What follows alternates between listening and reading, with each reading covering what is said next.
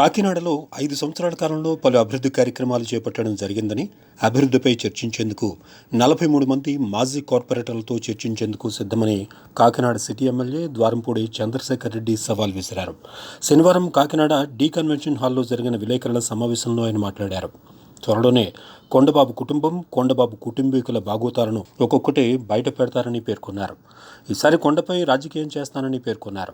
Congress party city అధ్యక్షుడిగా ఉన్న సమయంలో 2009లో ముత్తా గోపాలకృష్ణ ఎమ్మెల్యేగా విజయాన్ని సాధించేందుకు కృషి చేసినట్లుగాను చెప్పారు. 36,000 ఓట్ల మెజార్టీతో గోపాలకృష్ణ విజయాన్ని సాధించడం జరిగిందని అన్నారు. 2014లో కాంగ్రెస్ పార్టీ సర్వే నిర్వహించి నేను నెగ్గుతానని తేలడంతో తనకు సీటు ఇవ్వడం జరిగిందని చెప్పారు. గోపాలకృష్ణ ఇండిపెండెంట్గా పోటీ చేయడం జరిగిందని తెలిపారు. ఎన్నికల్లో విజయం కోసం రకరకాల రాజకీయ డ్రామాలు చేయడం జరుగుతోందని అన్నారు. జగన్నాథపురం ఉప్పుటేరుపై 3వ వంతెన కట్టి తీరుతానని తెలిపారు. ఎమ్మెల్సీ కర్రి పద్మశ్రీ, కుండా చైర్మన్ రాగి చంద్రకళ దీప్తి, నగర అధ్యక్షురాలు Sunkara Sivaprasanna, market committee chairman Pasupuleti Venkatalakshmi, మాజీ డిప్యూటీ మేయర్ ప్రసాద్, మీసాల ఉదయ్ కుమార్, మాజీ కార్పొరేటర్లు సునీత, బన్నీ, సత్యనారాయణ, కపరం బాబీ, నంద, దాసు తదితరులు పాల్గొన్నారు. కొండబాబు కుటుంబ సంగతి, కొండబాబు కుటుంబాల సంగతి, కొండబాబు కుటుంబీకుల కుటుంబాల సంగతి కూడా త్వరలోనే అన్ని ఆధారాలతో బయటపెడతాం అని ఈ సందర్భంగా తెలియజేసుకుంటూ పాల్గొన్న మీకు అందరికీ కూడా ప్రత్యేకంగా ధన్యవాదాలు. కనక మహాలక్ష్మి గుడి ఉంటే అక్కడ ఎన్టీ రామారావు గారి విగ్రహం అక్కడ పెట్టుంది.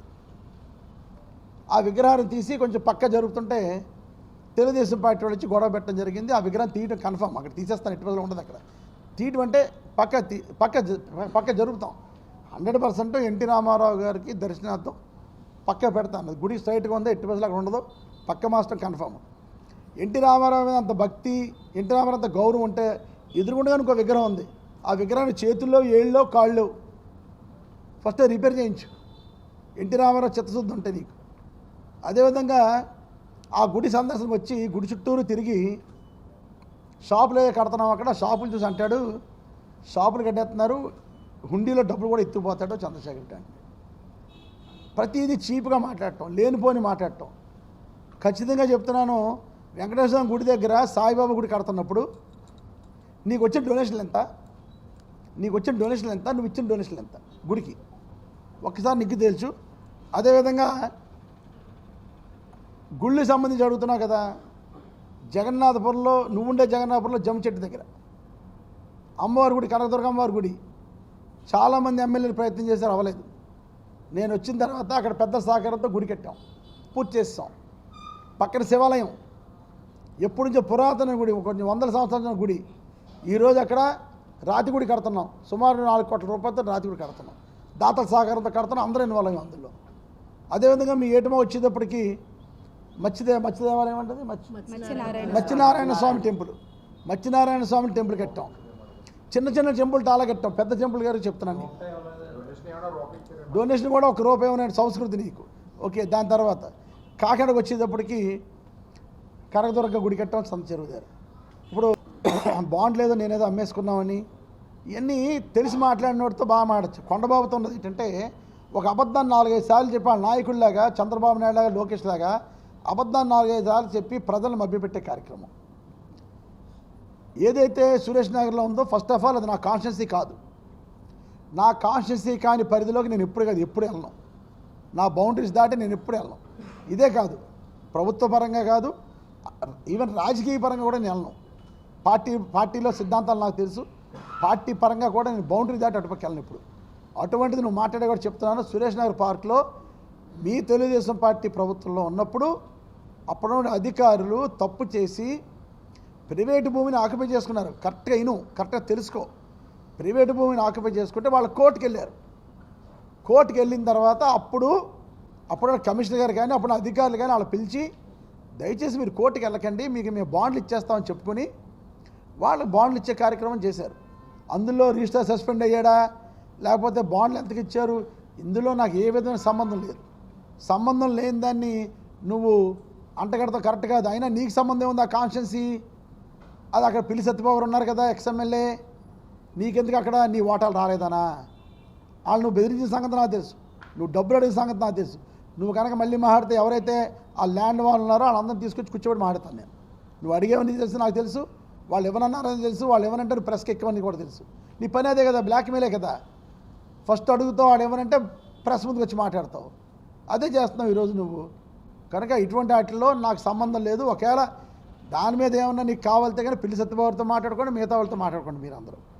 తప్పితే అందులో మహిళల మిత్రులందరికీ మరొకసారి నమస్కారాలు తెలియజేసుకుంటూ, మొన్న ముఖ్యమంత్రి గారి పర్యటన అయిన తర్వాత మాజీ ఎమ్మెల్యే కొండబాబు గారు టిక్కెట్ రాదేమని భయంతో అధిష్టానాన్ని అధిష్టానం దగ్గర మెప్పు పొందడం కోసం ఏదేదో వాగాడు. దాన్ని నేను కౌంటర్ కూడా ఇవ్వడం జరిగింది.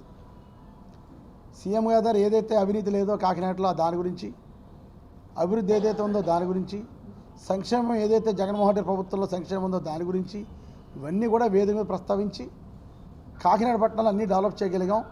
ఇంకా కాకినాడ పట్టణంకి ఏం కావాలంటే దాని గురించి కూడా మనం రిక్వెస్ట్ చేయడం జరిగింది. దీని మరలా నేను ఆయన ప్రెస్ మీట్ పెట్టి నాకు ఒక 2-3 మళ్ళీ చెప్పడం జరిగింది. అందులో ప్రధానమైంది అంటాడు, అభివృద్ధి మీద చర్చకొస్తావా? నేను 2 సార్లు ఛాలెంజ్ చేశాను, నువ్వు రాలేదంటాడు.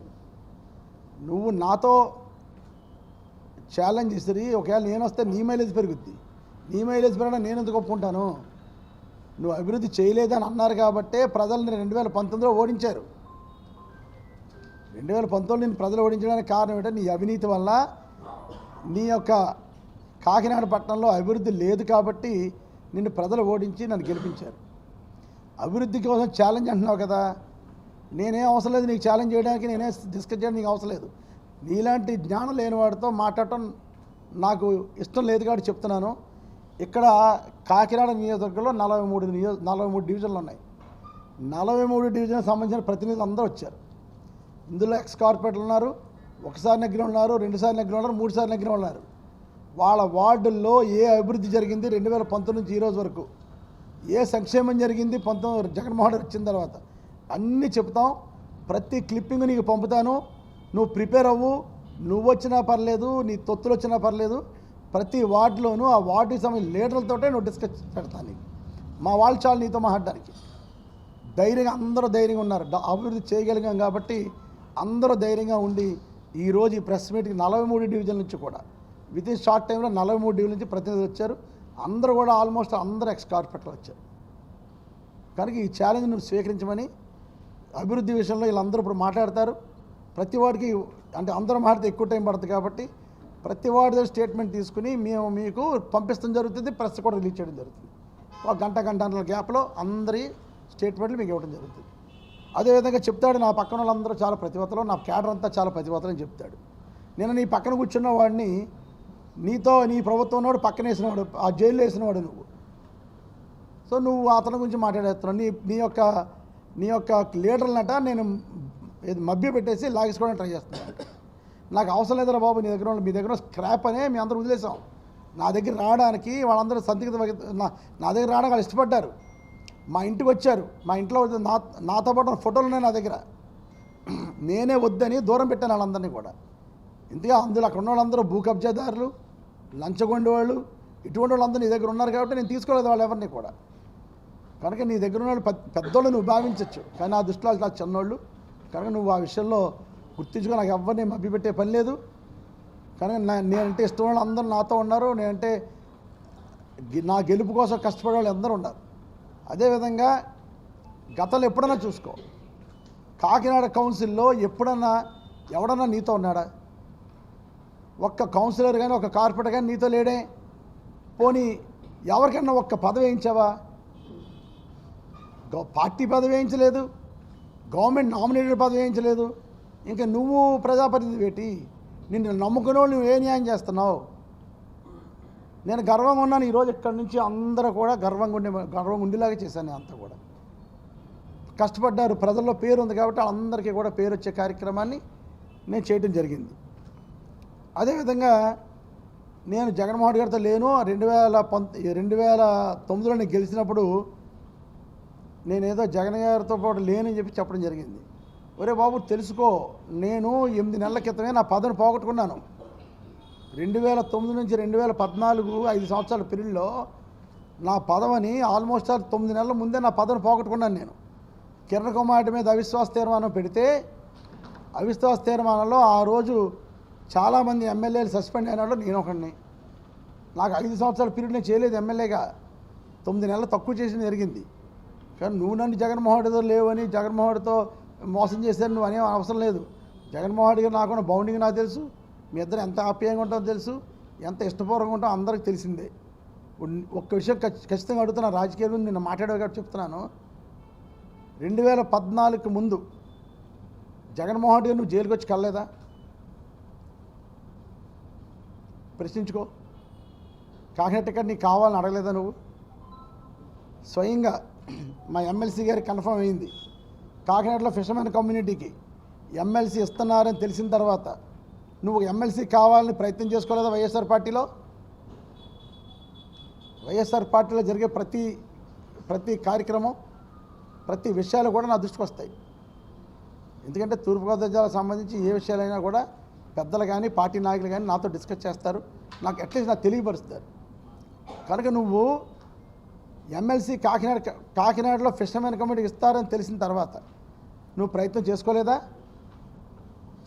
కనుక రాజకీయాల్లో కొన్ని గుట్లు ఉంటాయి, కొన్ని రహస్యాలు ఉంటాయి, అన్నీ బయట చెప్పకూడదు. కానీ నువ్వు ఇప్పుతున్నావు కాబట్టి ఒకటి నేను చెప్పాలని నిర్ణయించుకుని ఈ విషయాలు చెప్తున్నాను. అదేవిధంగా ఏదైతే జగన్నాపురం 3వ బ్రిడ్జ్ ఉందో, ఏదైతే జగన్నాపురం 3వ బ్రిడ్జు అలైన్మెంట్ ద్వారా ఎవరు యాక్టివేషన్ చేసుకున్నా కూడా డబ్బులు అవుతాయని అంటున్నాడు. అవసరం లేదు. 116 కోట్ల బ్రిడ్జికి 35 కోట్ల రూపాయలు బ్రిడ్జికి అవుతే మిగతా దగ్గరగా 80 కోట్ల రూపాయలు ఎక్విజిషన్ కోసం అవుతుంది. నేనేమంటున్నాను, ఎక్విజిషన్ డబ్బు లేకుండా ఆ బ్రిడ్జికి 35 లక్షల రూపాయలతో ఏటమగ ఏదైతే ఉందో వెనకాల ప్రాంతం నుంచి ప్రభుత్వ భూముల నుంచి వెళ్ళిపోయేలా చేస్తున్నారు. ఒక్క రూపాయి కూడా ఎక్విజిషన్కి అయ్యే ఖర్చు లేదు. నేను చెప్తుంది అది. తప్పకుండా అలైన్మెంట్ మారుస్తాను, జగన్నాపురం 3వ బ్రిడ్జ్ తీసుకొస్తాను, ఎక్విజిషన్ నిమిత్తం 1 రూపాయి ఖర్చు పెట్టను.